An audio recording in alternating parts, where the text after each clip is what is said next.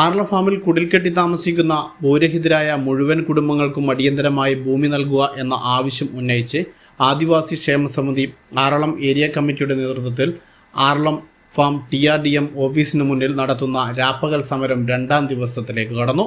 ആർളം ഫാമിൽ കുടിൽക്കെട്ടി താമസിക്കുന്ന 230ഓളം കുടുംബങ്ങൾക്ക് അടിയന്തരമായി ഭൂമി നൽകുക എന്ന ആവശ്യം ഉന്നയിച്ച് ആദിവാസി ക്ഷേമ സമിതി ആർളം ഫാം ഏരിയ കമ്മിറ്റിയുടെ നേതൃത്വത്തിലാണ് 48 മണിക്കൂർ നീണ്ടു നിൽക്കുന്ന സമരം 2ാം ദിവസത്തിലേക്ക് കടന്നത്. 2ാം ദിവസം KK Janardhanan, Mini Dineshan, TP Lakshmi, PK Ramachandran, EP Rameshan, KA Jose എന്നിവർ നേതൃത്വം നൽകി.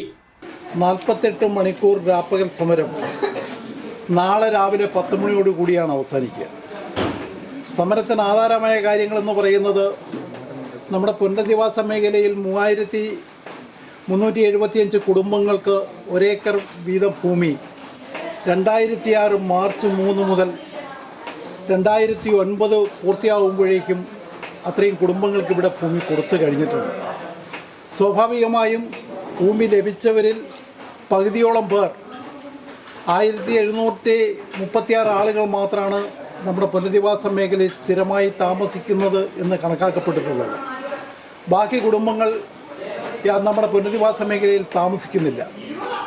അതിൻ്റെ ഫലമായി സ്വാഭാവികമായും പുനരധിവാസ മേഖല വനമായി മാറിക്കഴിഞ്ഞ ഒരു സാഹചര്യം നിലനിൽക്കുകയാണ്.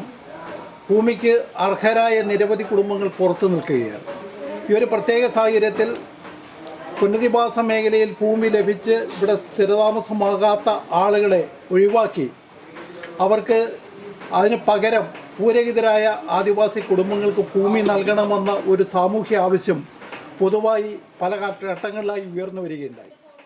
ന്യൂസ് ബ്യൂറോ, ഇരട്ടി.